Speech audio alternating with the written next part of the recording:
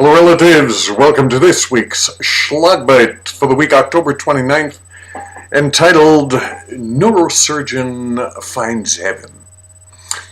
When a Harvard neurosurgeon says heaven is real, it makes the cover of Newsweek. On the 15th of October, it featured Dr. Eben Alexander, a physician, neuroscientist, and author of a new book called Proof of Heaven. He is also a faithful, if not practicing, Christian. Dr. Alexander was in a deep, week-long coma, the result of a bacterial meningitis. He was completely unresponsive. His higher cortical functions were obliterated, and in spite of any absence of consciousness, his unconscious mind was alive and well. In this condition, Dr. Alexander described in poetic detail the wonder of scintillating beings. Maybe they were birds or angels, but they were singing in a joyful chorus, transmitting messages to him. And they told him that he had nothing to fear, there was nothing that he was supposed to do, and that he was unconditionally loved. His near-death experience opened him to the realization that there was a consciousness after death and that heaven was real.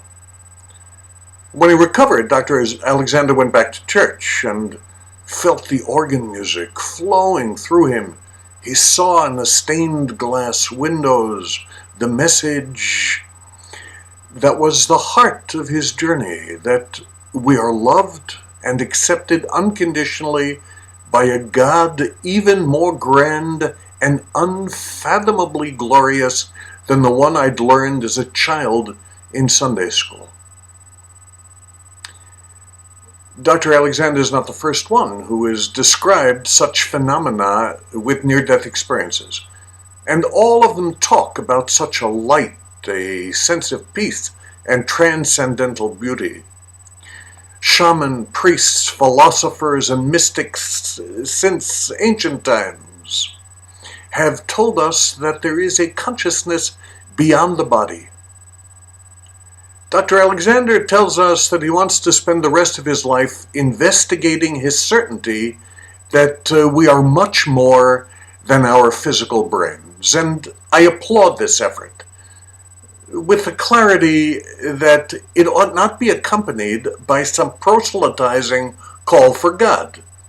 Atheists can also see and hear the prophetic, because our brains are hardwired for mystical experience. And you don't have to be near death to get into that altered state of consciousness. You can activate that mystical part of your brain through meditation, prayer, chanting, drumming, dancing, and drugs.